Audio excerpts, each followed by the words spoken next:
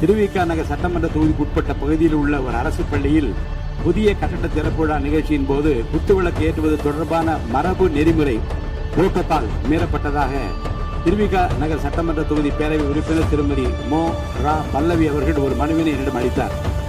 அந்த மனுவினை நான் நன்கு படித்து பார்த்து ஆய்வு செய்தேன். அது குறித்த சில கருத்துக்களையும் அறிவுறுத்தல்களையும் நான் இங்கு குறிப்பிட விரும்புகிறேன். சட்டமன்ற பேரவைக்கென உள்ள கண்ணியத்தினையும் மாண்புகளையும் மற்றும் சட்டமன்ற பேரவை உறுப்பினர்களுக்கென உள்ள சிறப்பு உரிமைகளையும் மரபு நெறிமுறைகளின் புரோட்டோகால் காப்பது செயல்படுத்துவதும் சட்டமன்ற பேரவை தலைவராக எனது பொறுப்பும் மற்றும் கடமையும் ஆகும்.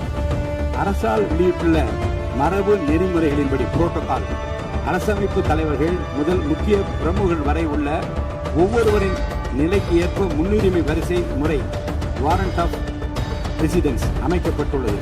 இந்த முன்னுரிமை வரிசைப்படி மாண்புமிகு சட்டமன்ற உறுப்பினர்களும் அரசுத்துறை உயர் அலுவலர்களும் தங்கள் கடமைகளையும் பொறுப்புகளையும் மற்றும் அதிகாரத்தையும் நன்கு உணர்ந்து அதற்கு ஏற்றவாறு செயல்பட வேண்டும் என கேட்டுக்கொள்கிறேன். திருவிக நகர் தொகுதியில் அந்த பள்ளி கட்ட திறப்பு விழா நிகழ்ச்சி நடைபெற்ற நிகழ்வு மரபு நெறிமுறை குறித்த புரிதல் இல்லாமல் தெரிந்தோ தெரியாமலோ அல்லது அறிந்தோ அறியாமலோ நடந்த அந்த நிகழ்வு இனி வரும் காலங்களில் தொடராது என நம்புகிறேன். அதனால் அந்த மனுவின் மீது மேல் நடவடிக்கை தேவையில்லை என கருதுகிறேன்.